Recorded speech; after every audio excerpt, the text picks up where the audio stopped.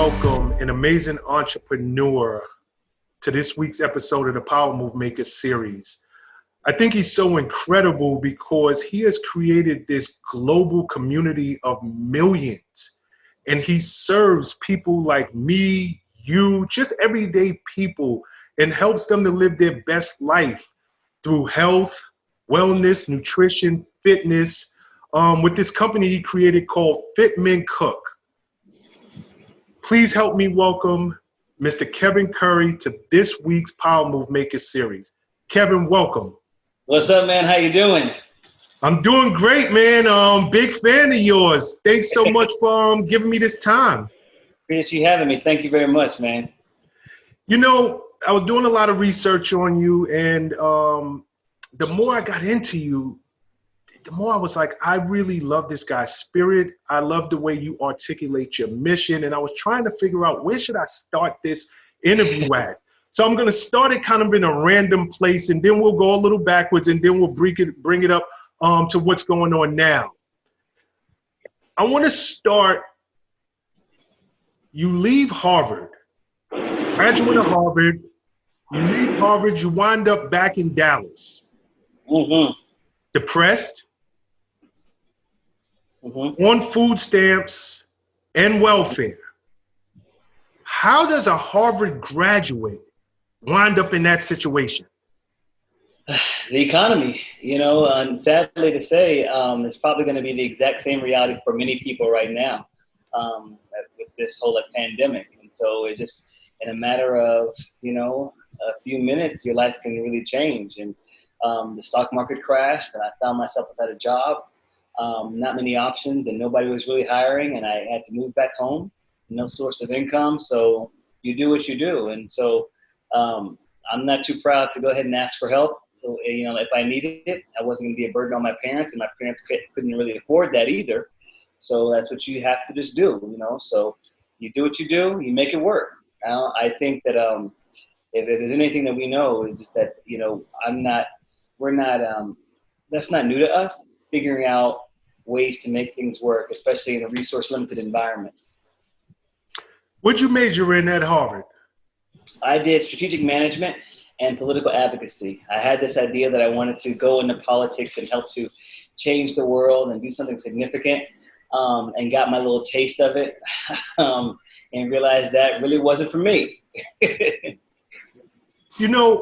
I always believe when people are at their worst times, that's when they find their purpose. Like, that's when their purpose tends to present itself to them. In your case, I've read that you battled depression. Yeah. So I got to believe that during this dark period of for you, the depression's kicking in heavy. Yeah. Is this where you found your life's purpose? That's an interesting question. I'd never thought of it like that. Because I kind of feel like passion sometimes can just always be with us. Mm-hmm. And you are right. It just depends on the circumstances whether or not we can actually listen to that passion or just kind of fall into that passion or whatnot. And my circumstances were such that at the time, yes, I was depressed heavily. I had finally gotten a job, but I just was not really in love with it. I was gaining all this weight. And so my circumstances for me, made me realize that I've got to go ahead and prioritize my health a lot more. I was on medication because of the depression. I didn't like the way that made me feel. It was messing with my libido and all that kind of stuff. So I was like, if I can just feel better about Kevin, maybe this can really go away. And I wasn't trying to do what I was doing right now. I wasn't trying to start up Fit Men Cook. I wasn't trying to start up a community. I was really just trying to save my diet and save my life. Now, what I found out in the purpose of, using my social media in this way is that one of my biggest criticisms when I was working in corporate America is that I didn't feel connected to the value that I was creating in the world, that I was, that I didn't feel like I actually mattered. Because, you do all this stuff and people just keep getting richer and richer, and you stay in your own thing. And what happened when I was doing the community, I'm fast forwarding now, and I started to share my recipes online, is that I would share a recipe and have someone in another country email me in an hour and say, I tried this recipe. It was amazing. Thanks so much for it. And all of a sudden I felt like, oh, that was kind of cool. And then I got a message from somebody else saying, hey, I've lost 10 pounds this month just by eating the stuff that you were doing. And then all of a sudden I feel like I actually mattered a lot more. And so that kind of awakened this idea and this passion inside of me. And so I just fell much more in love with cooking and healthy living and helping other people to embrace that's how I discovered it. One thing I tell people, and this is so true, whenever you're looking for your passion, I've always found out that your passion is always there, but do what keeps you up at night. That very thing that you just can't shake, that you just really love to do, that keeps you motivated, that you just love, do that. Oftentimes we turn that off because that's not paying the bills. We turn it off because somebody said that that's not the right thing to go ahead and do. We turn it off because perhaps our immediate circle of friends or family isn't really supportive of that. But that's the very thing, though, that can lead to a life of happiness. Oh, I love that, Kevin. I think that's such a gem for everybody. Do what keeps you up at night. That's great. Kev, you battle weight. Yeah. I'm assuming, like most people, myself and everybody else, you try diet plans, you hire trainers. Did you find that these things worked for you? Or because they didn't work, you decided to go into the Fit Men Cook? Yeah, the things work up to a certain extent. Like you get a personal trainer at the time and they'll train you and you could lose some weight and they'll tell you to go ahead and eat this and that. And you lose the weight, but here's one thing that they actually don't tell you. A lot of people can eat for fuel and not for taste. And growing up in the South, my dad is from South Carolina. Mom's from Mississippi, so I grew up with good flavor in the house. I also grew up in Texas. Y'all like that good eating. Yeah, we love good eating. We love love in our food. We love all the flavors, right? So they don't teach you how to do that. And so what I learned is that like I would be going well and all of a sudden be like, dang, this is so bad. And I would just relapse. And it was because of that, that's when I kind of realized that, all right, God, this doesn't make any sense.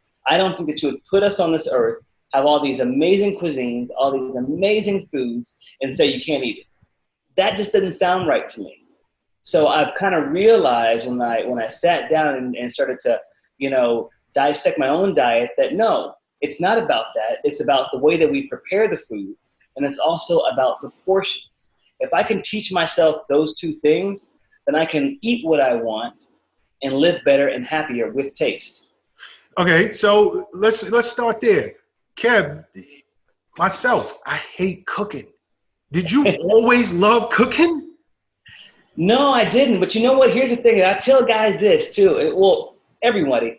But there's something that kind of wakens up inside of you whenever you get into the kitchen. Like I was not that guy. But I tell you what, desperation, being on food stamps and not being able to afford a personal trainer and being tired of the way that you feel will motivate you to get off that couch and get to cooking, right? So that was a motivation for me to get up and start cooking some stuff. But I think that once you get into the kitchen and you start to make something, you feel good. You get like this serotonin boost because first off, you are starting something from scratch and you're making it all the way through. And then all of a sudden you get this wonderful finished cooked meal, right? Mm-hmm. So good about that. You have the compounded effect, though, when you're eating healthier food that, oh, this food is actually good for me. So even as I'm eating it, I'm feeling nourished and I'm feeling energized by it. So cooking healthy food is just a win overall. Yes, as in anything, I don't care if this is your first day in the gym, if this is your first day trying to prepare for that marathon, you're going to feel kind of clumsy and it's not going to feel great. But you just give yourself a moment and all of a sudden you're like, oh, this is easy. I can really do this. So before you jumped out there on your own, you're working at your full-time job, you're 9 to 5, you're doing that. You decide to start this community via social media at the time. Yeah. At what point did you discover I'm not the only one that's battling these issues? There are other people around the world that are battling these same issues that I am, and they're now exchanging recipes with me. Yeah. Okay. There were a few times. I think the first time it really became real for me was, now this is back in 2012, and I don't know if you can remember at the time, but remember this is not when the Amazon was really around. Amazon was not a big factor then. Mm-hmm. So website called bodybuilding.com. This is where you got all your supplements, all your protein powders and pre-workouts and everything and all your, your stuff, right? So I was a huge fan of this site, and it was one of the top websites in the world at the time, like top 100 websites. Like that's how big they were. And I got a message on Facebook. This is now in the top part of 2013. Started my blog in the summer of 2012. The top part of 2013, I had a big explosion in followers because at the top of the year, didn't really realize that. And I got this email on Facebook from some guy from bodybuilding.com. I thought it was spam, so I didn't respond to it. 2 weeks later, I got a follow-up asking if we can, hop on the phone. So I was like, okay, let me respond to it. I said, yes. So I'm over working with Dell at the time. So I go into this conference room, take this phone call. I think it's just going to be a quick one. They have the entire editorial board staff around the table, the editor-in-chief of bodybuilding.com, and he said, hey, my athletes love your meals. Will you come and write for us? Are you serious? And that's what I said. I was like, do you know what I look like? I'm not, listen, I don't want to, listen, don't run from me, but I don't look like your athletes. I don't look like these bodybuilders and these physique models out there. I don't. And they're like, we know, we just love your content and your like approach to food and to calorie conscious cooking. Will you write for us? And so that was the first time that I realized that maybe there's something to this, and that if I can even inspire people who are already fit, people who are the aspirational physique models, then there's got to be other people out there too that are just like me, who are in that in-between, who are trying to find their happy place in fitness. Oh, that's such a great story, man. I mean, that's a great story. So is it at that moment that you realize, I got a real business on my hand, and start to think to yourself, maybe because a lot of my audience are entrepreneurs. Yeah. And I always encourage them to, start their business while they're working at another job. There are more than 8 hours in a day. And it's, it's that eureka moment where you realize what I'm doing is more than just a hobby. It's more than just my passion.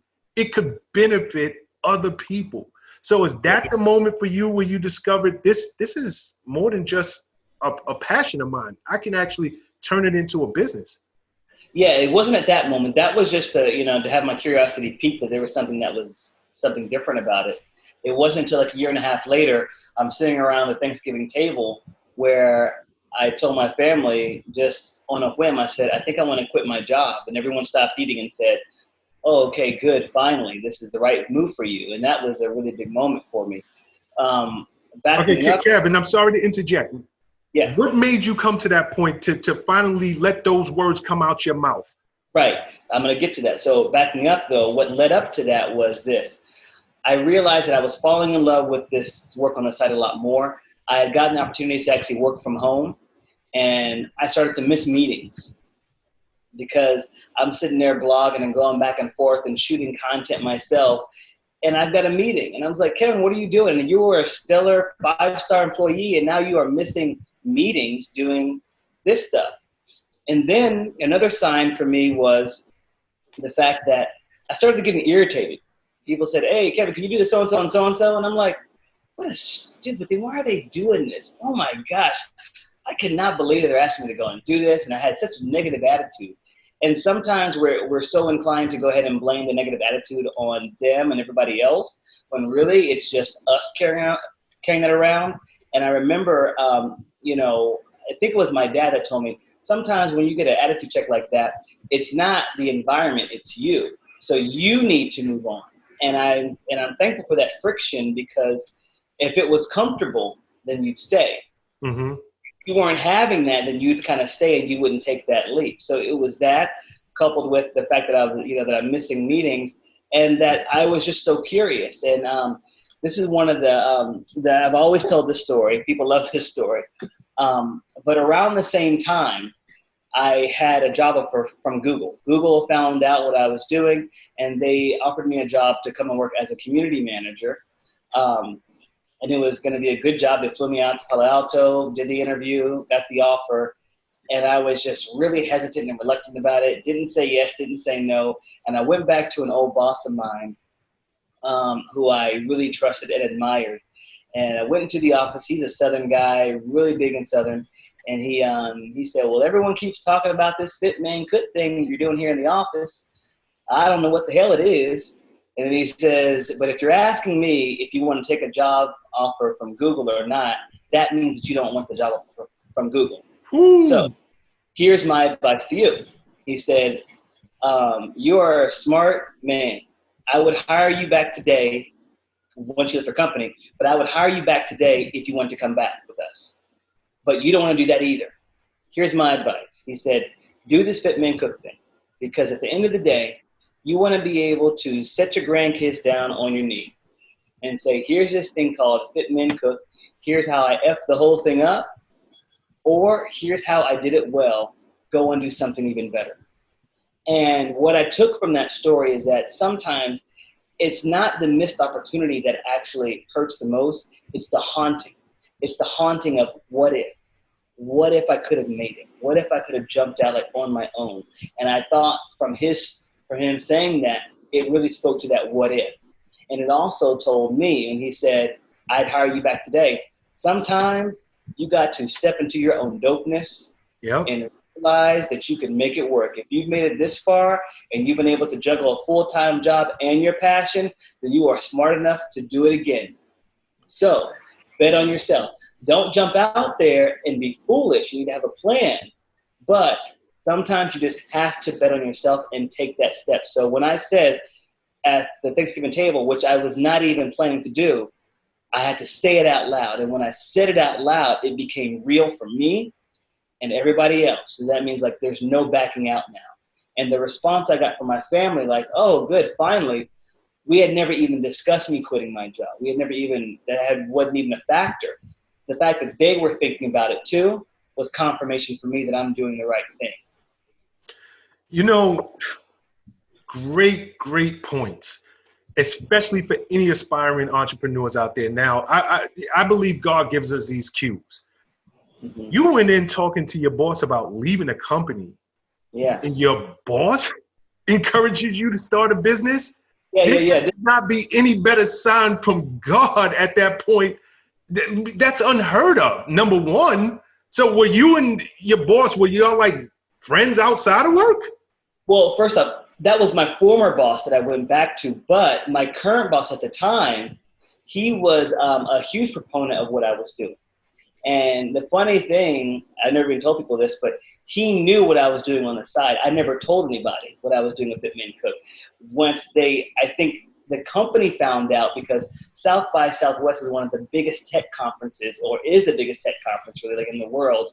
And it's a huge badge of honor whenever you get invited to go and speak. So I got invited to go and speak about the intersection of technology and health and wellness and social media. And so they saw, and all of Dell is always going to be down there because it's in Austin, Texas.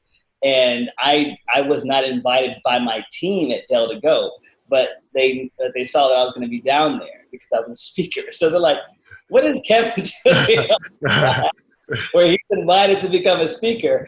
And we're paying all this money to go. So, but they were a proponent of that too. So, of course, they didn't know that I was going to be quitting my job, but Dell is a company that actually is all about passion projects and people doing that. So I don't think that they were trying to do it so that way I would leave the company, but yeah, for what it's worth, they knew. I didn't know that. Got you. And there's another point that I want to zone in on. I remember when I told my aunt, because I was living with my grandfather at the time, and I was, trying to figure out what I wanted to do with my life. And at that time, I thought I wanted to be a party promoter. And I told my aunt, I finally figured it out. I want to be a party promoter. I'm going to quit my job and be a party promoter. And I remember distinctly, we're standing in the kitchen. She looked at me like I had 10 heads. Like, what? Like, what are you even talking about? Yeah. So your parents, they're from the South, right? Yeah. Being an entrepreneur, for them during that era, it wasn't fashionable. It wasn't something that people aspired to be. Even 20, 25 years ago, it was all about go to work. You get your full-time job, you put in your 25, 30 years, you retire and put your feet up. Right. were your parents always supportive? Because there's somebody who's watching this program and, you know, they know that they want to step out on their own, but they're so afraid to go and tell mom or dad or whoever it is that, you know, really takes care of them and loves them, that they have this big idea and they want to step out on their own. What's your advice to them? And again, were your parents always supportive in that way? Well, my parents were supportive, but here's the thing, here's the part that I didn't say. Remember, I said that out loud without knowing whether or not they were going to be supportive.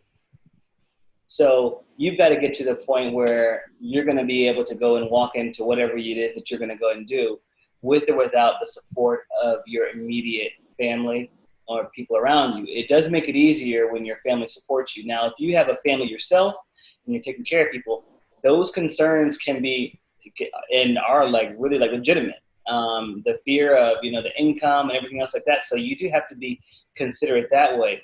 But you also have to be to a point where even if the people around me don't support my idea and what I'm doing, that like, that's just not going to kill the dream.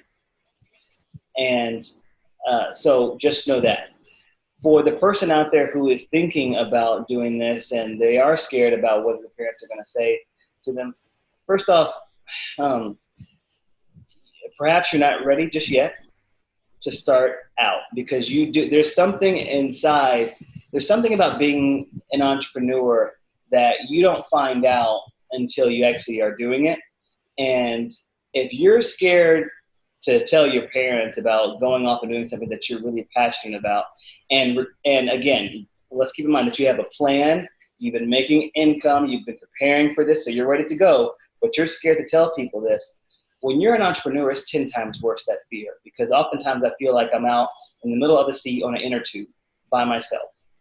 And then when you start to hire people around you, then you have their life in that boat too with you. And then it's just like you have this, you carry that with you. So you've got to be, so you've got to have enough toughness inside of you to be like, all right, this is what I'm going to go ahead and do, because your business is going to demand that toughness once you step out on faith and do that. Now, the other part of that is listening to sound advice and to feedback. There's nothing wrong with that. But again, if it's sound feedback and things about like, you know, like what you should be thinking about, great. But if you're going to be wishy-washy and with every single like negative thing that comes your way, you're going to be doing this, then perhaps you're just not ready just yet, because that's going to be it all along. The last thing I'll say on this topic is, this is the way that I operate. I said to my family and stuff like that, I told my family that, but my friends didn't really know. My friends didn't know, and I have really close friends. They didn't know I was doing that stuff. They kind of found out in social media, you know, by following me and by following bodybuilding.com. That's when my friends were finding out about it. In fact, when I started to write for them, because it's such a huge blog, I said, put my last name as Alexander, because I don't want my close friends to laugh at me because I'm trying to like lose weight and doing all this stuff. Alexander is my middle name. And so they're like, okay. So my brother even wrote me, what is this, Kevin Alexander? What, you scared to be ashamed of the family or something? And I was like, no, it's just, I just didn't want to get ribbed by friends and family. And so, you know, that's just really important for you to kind of think about as you're moving forward with it. So. Got you. Good stuff there. Let's talk food for a second, your specialty.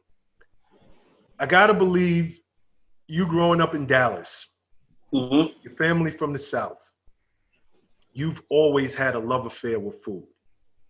But for most people who struggle with weight and have their own love affair with food, thinking about eating healthy sucks. It just sucks. Food is never good. And on top of it, to eat healthy is expensive. Eating bad is a whole lot cost efficient to do. So most people, you know, it's easy to go to the corner store, corner restaurant, get something that's fried and bad for you. It costs a lot cheaper and tastes a lot better. Yeah. When did you, like, how did you start to develop, number one, cost efficient recipes that taste good? Yeah, well, that's when I was living with my parents and I was doing my blog and starting the things up. Like it just really demanded it. My budget demanded it. I didn't have that much money, and so I was just learning how to live on a really limited budget. But here's the other thing too, that I like the fact that you said efficient and not like more costly, because I think people make that like misconception, like healthy food is so much more expensive. In some ways, I understand what you're meaning, but I think what people are actually saying after talking to so many people about it, it's that it's not as efficient, meaning cooking fresh food and taking the time to go ahead and do that, it costs me more to go ahead and than just picking something up from the corner store and going. Now, once you start to give yourself healthier food and healthier options, you feel better, and that other food doesn't make you feel as good.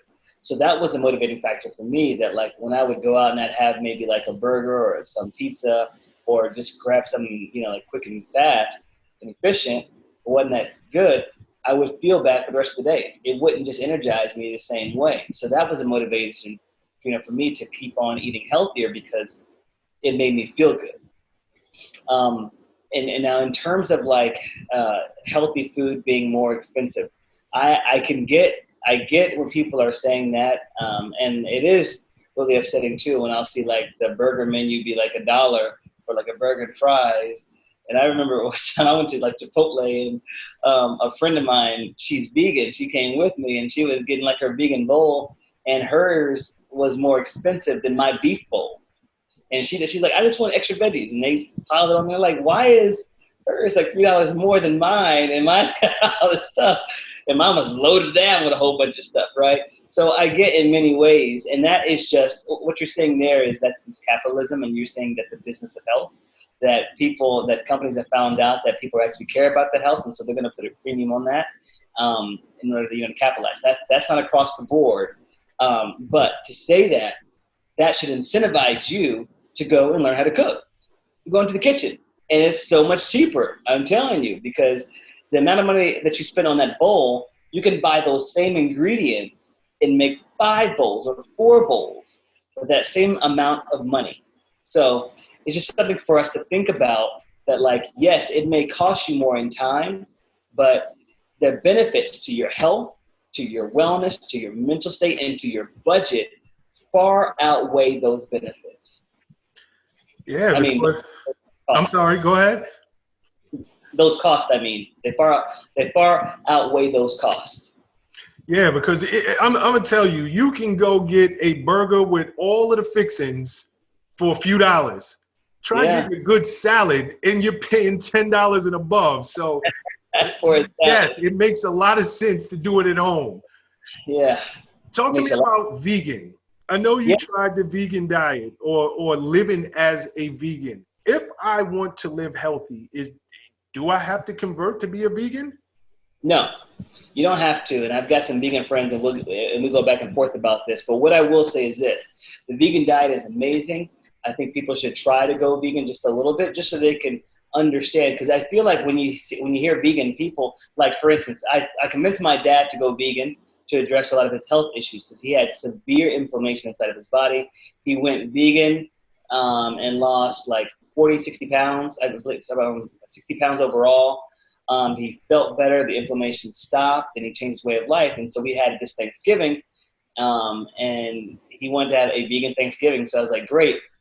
And people were coming up to the house talking about, what is this? Ooh, what is that? I'm like, they're just vegetables. So I think when people hear the word vegan, they think it's alien food. Dog, it's just plants. It is literally just plants.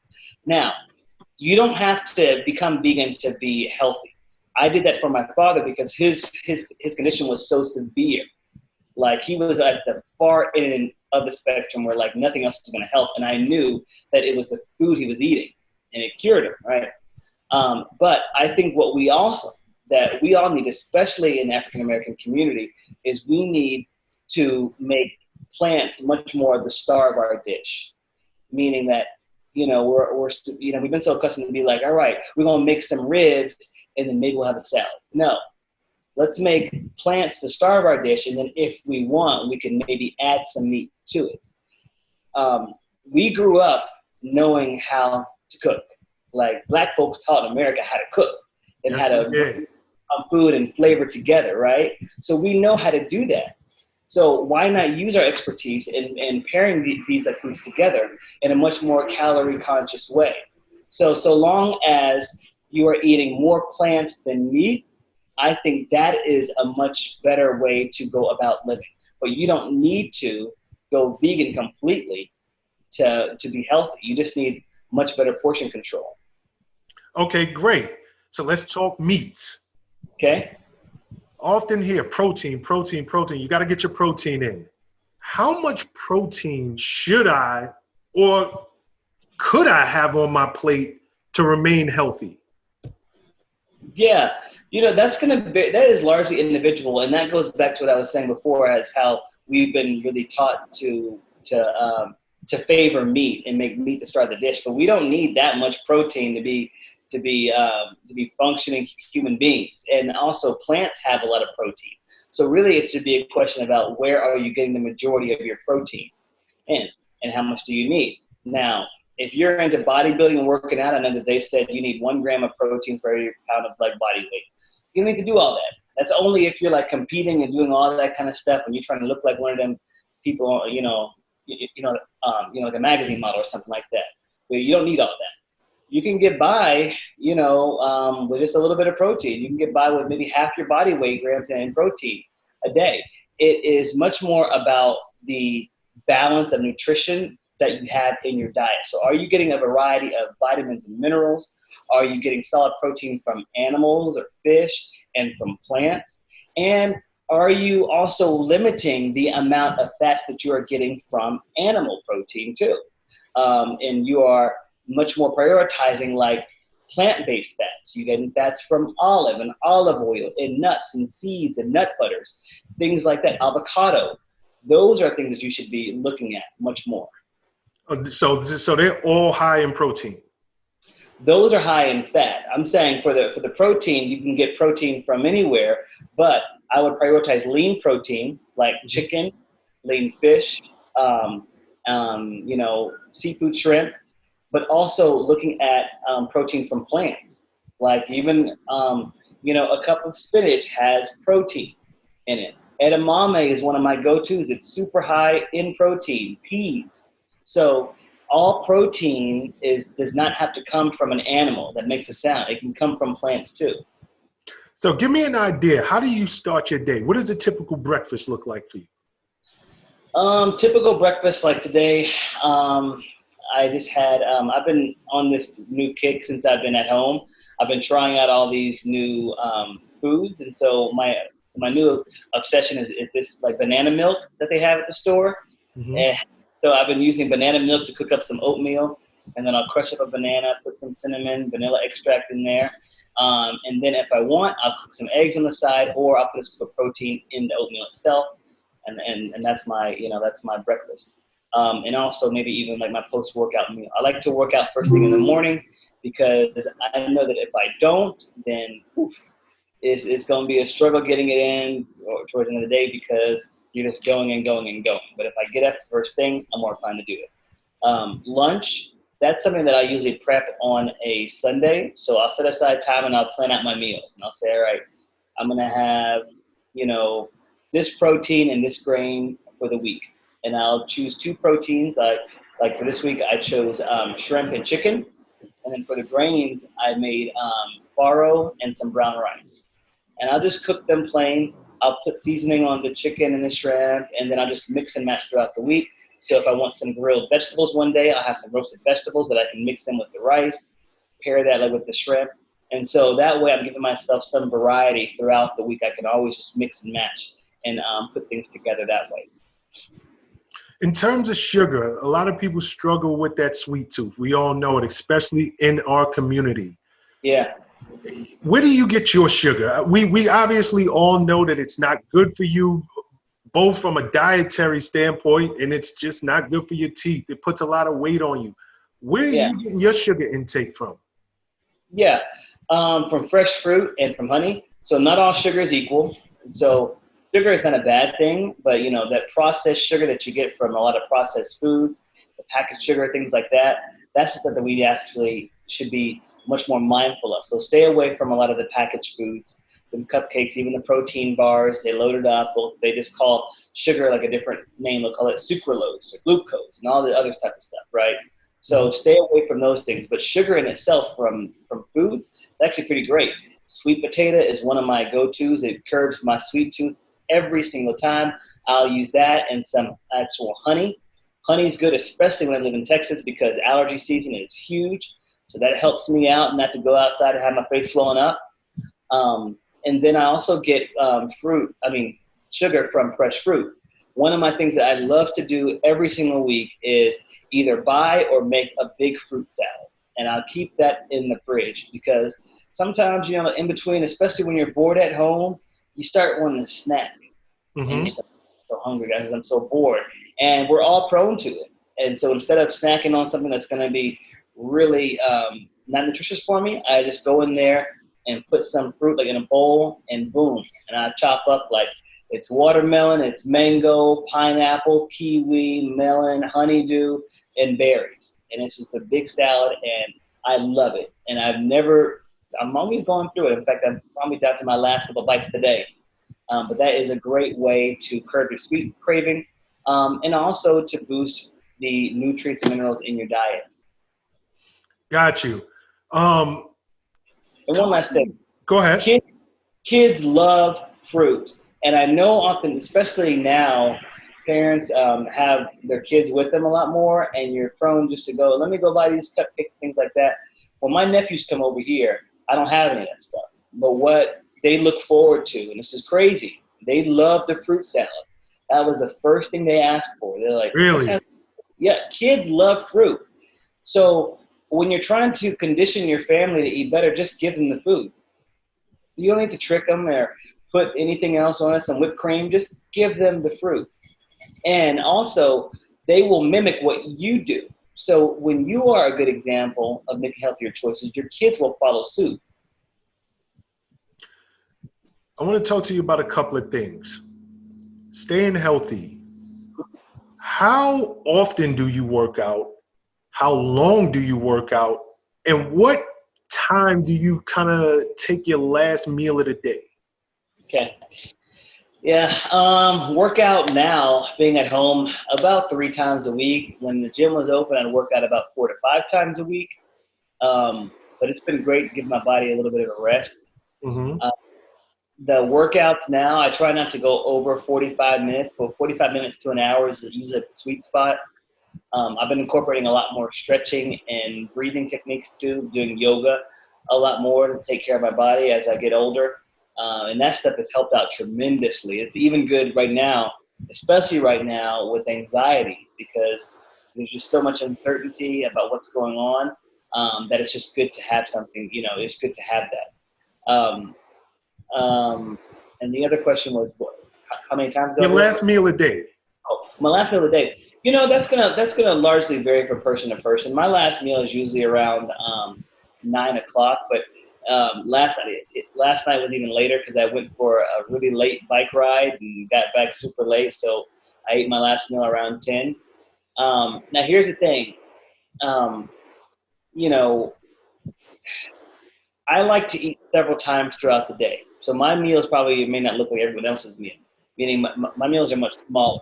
And as the day progresses, this is just me, I tend to taper off on the carbs. So I'm going to load up and a lot of energy towards the beginning of the day, eating the oatmeals and the rice and things like that, to give myself energy for the day. So that way, in the event that I wanted to do like a nighttime bike ride, I'd have that energy. But by and large, when I'm going to wind down for the evening, I'm going to have something that's a lot lighter on carbs. So a lot more like vegetables, skillet grilled veggies. I like to eat breakfast for dinner oftentimes. So my go-to right now has been some scrambled eggs with some vegetables like asparagus or some spinach, maybe a little bit of cheese, and that's it. That's been my go-to, and it's just because I've always thought of it like I'm not really utilizing a whole lot of energy when I sleep. And if you can think of your body in that sense, that like if you think of your body like I'm going to consume energy because I need the energy. So I've always thought of it like, well, I'm going to sleep. I'm really not going to use any of that. Why am I going to load up on this big, heavy meal? And oftentimes we have these heavy meals throughout the day because we're starving ourselves throughout the day. If you eat and you nourish yourself throughout, even 3 meals are fine. You don't have to have these really big, decadent meals in the evening, so long as you're actually nourishing yourself and getting food in during the day. But I want to say this emphatically, people are listening. That varies from person to person. There are people who can eat a huge meal at nighttime, and that's the 1 ounce of weight gain. For me, if I even think about eating a big meal, I already gain weight. Like, that's just the way I am. I gain weight super fast. So that's why I have gotten the algorithm for what works for Kevin's body. And you got to find out the same thing that works for you. Kevin, I should have asked you this earlier in the interview. At your highest, what did you weigh? Ooh, I stopped weighing myself when I got around 250. Whoa. Oh. Yeah.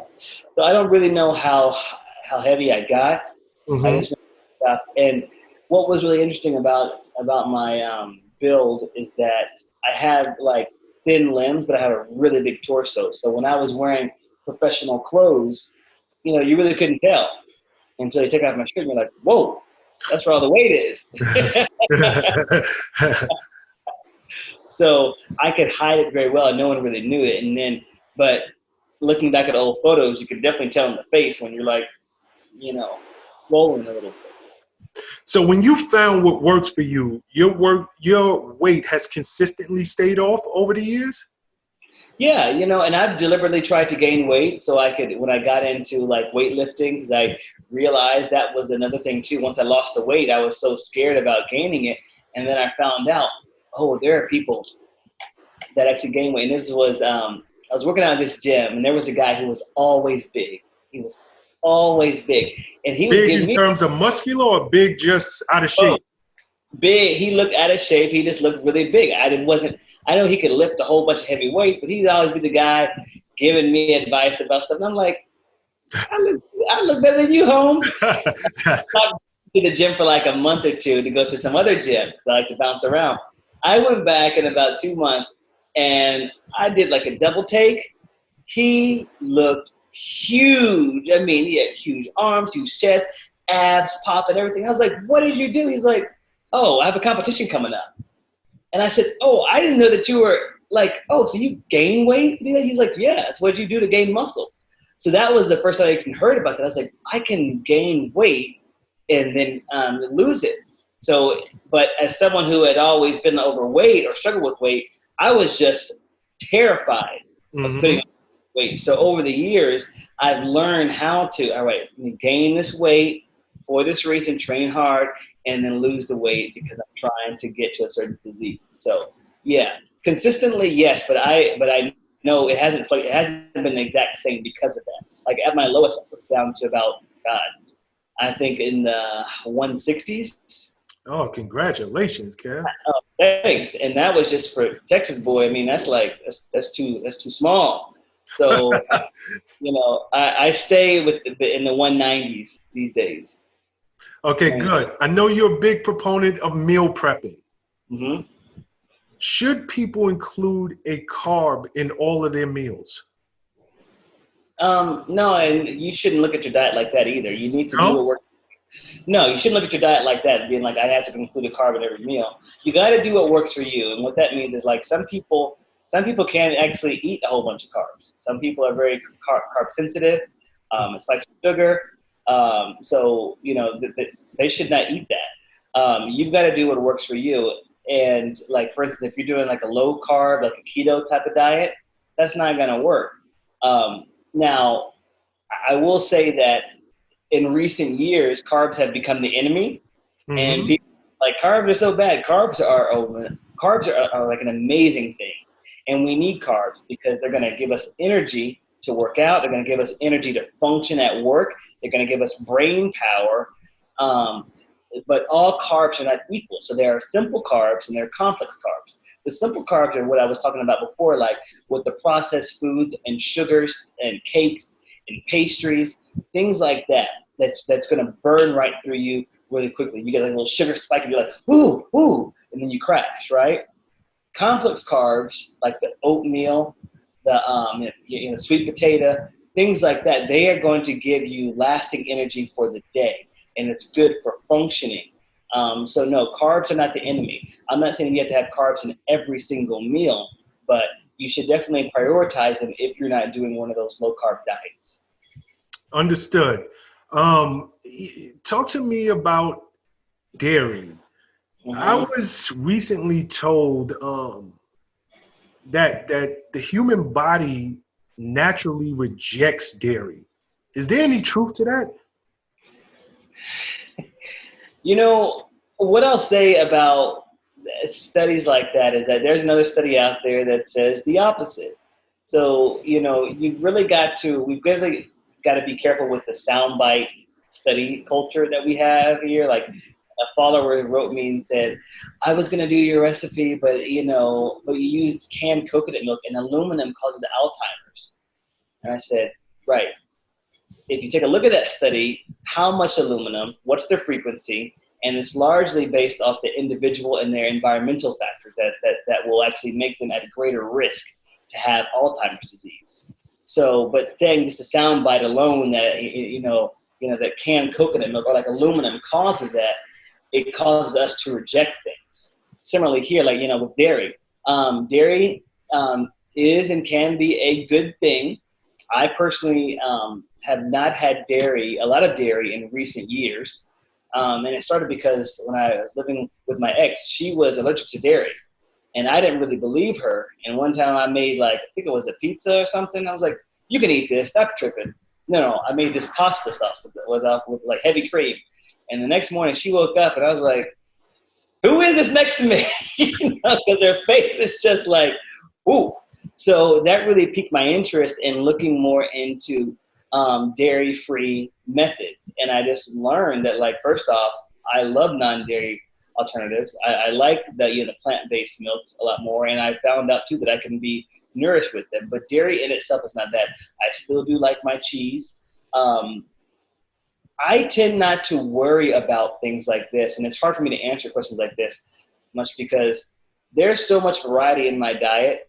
I don't eat and drink the exact same thing. There are a couple staples, but for me to be concerned about dairy is really not a big factor because I don't consume it like that.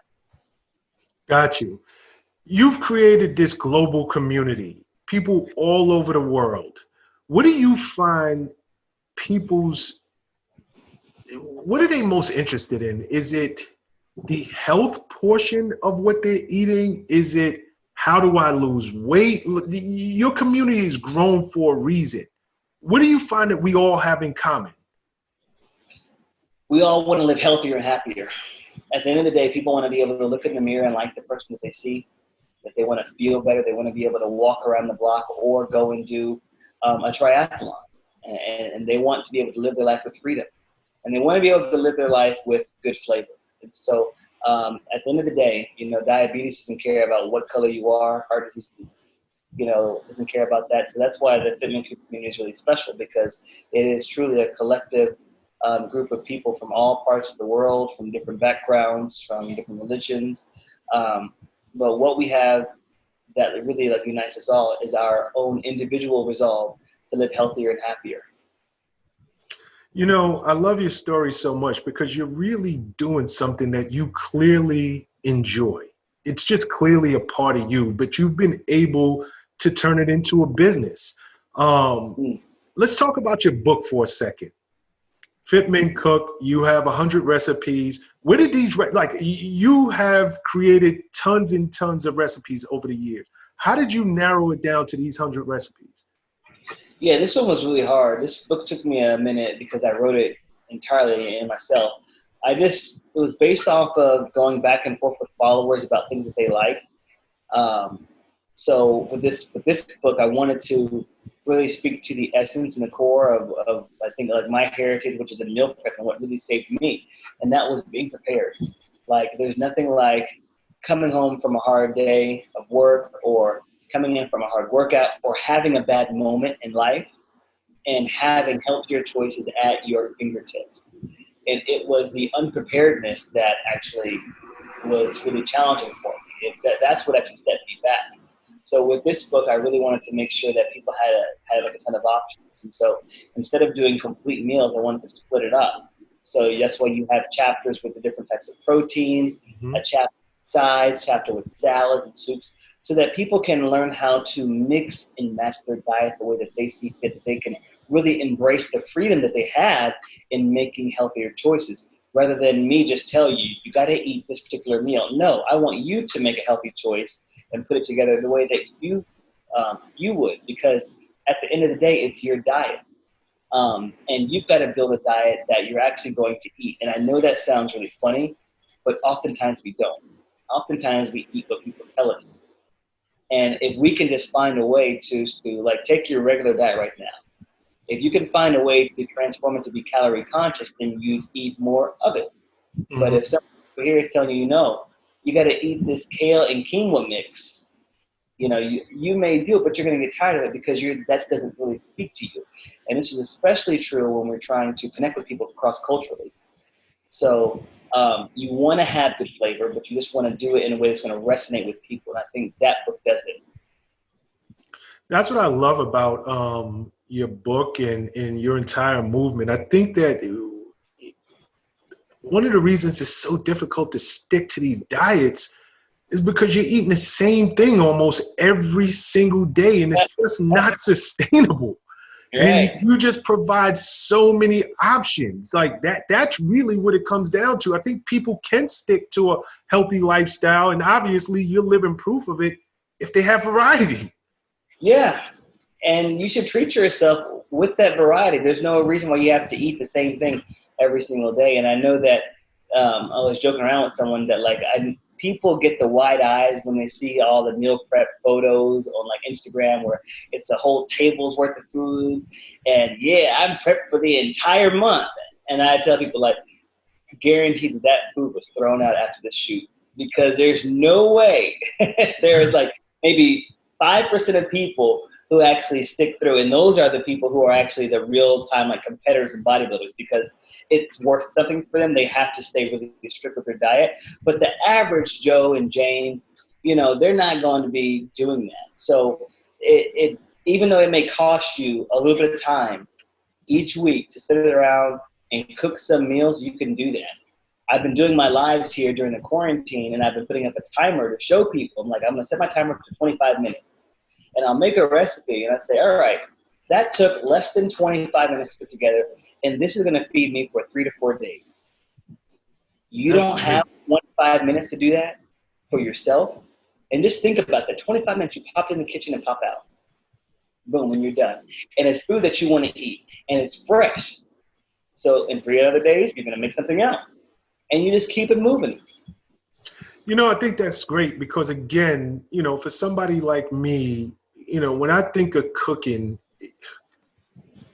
I'd rather go to the dentist or just do something that is totally I'd rather do anything else but be in the kitchen. But the incentive of, hey, you can prepare a few meals that'll last you a few days in less than 25 minutes. Now you're talking, because it takes the anxiety out of it for me. Because even as I'm listening to you, I'm like, I can do that.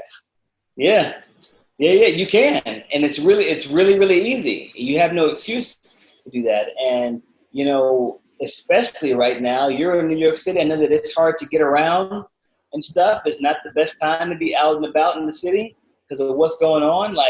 This is the type of stuff that actually is going to save your life and save your diet. And now's the right time to go ahead and learn these skill sets, because the reality is, no matter the advances that that we have right now, we're probably going to be in this holding pattern for a minute.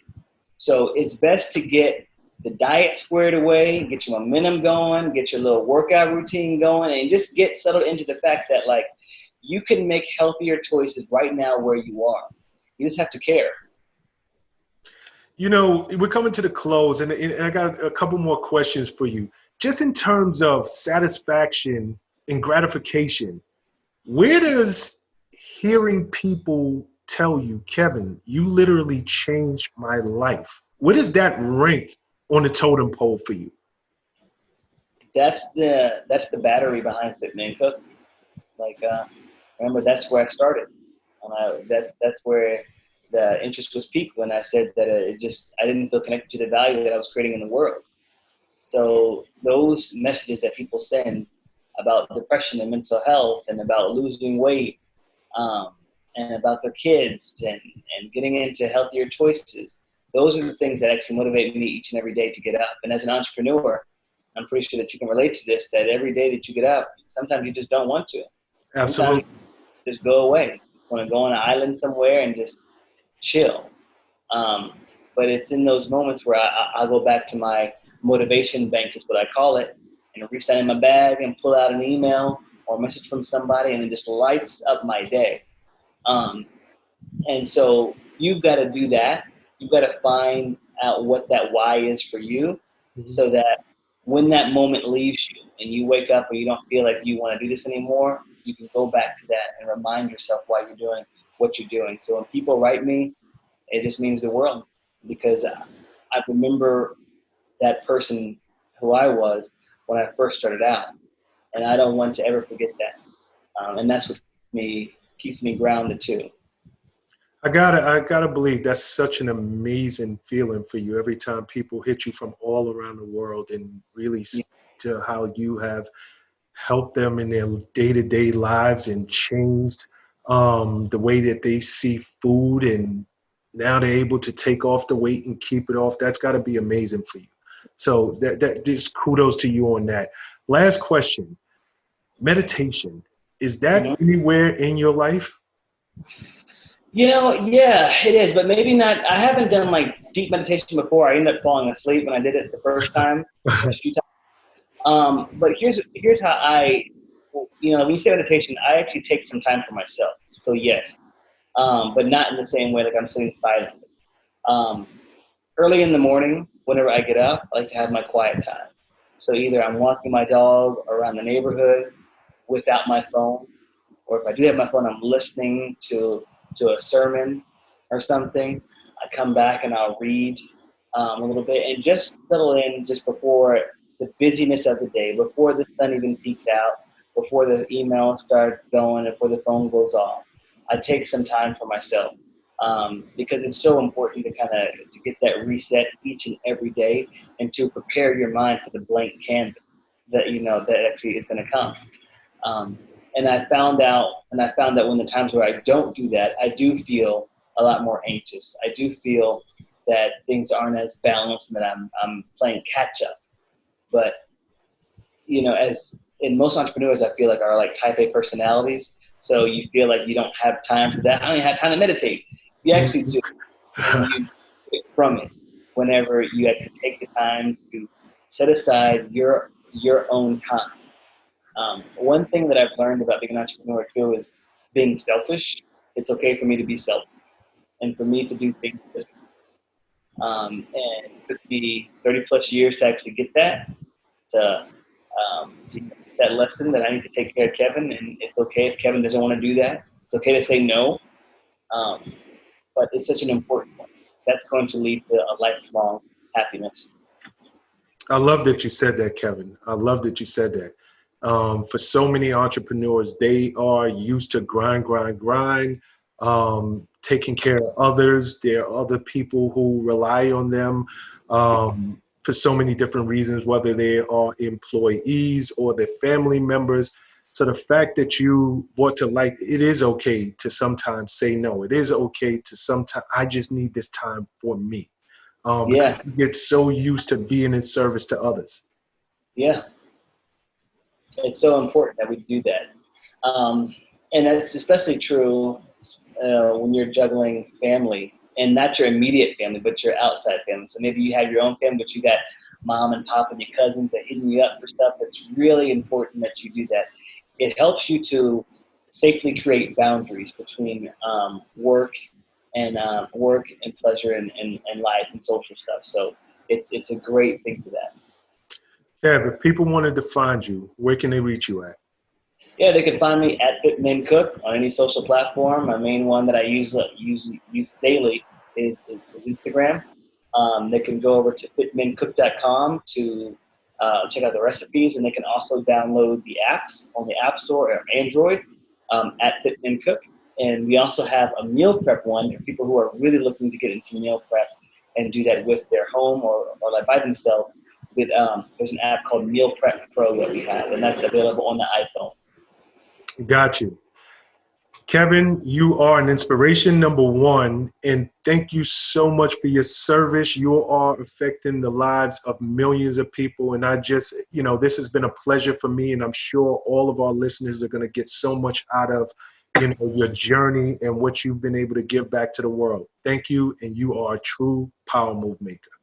Thank you. Appreciate you, man. Be well.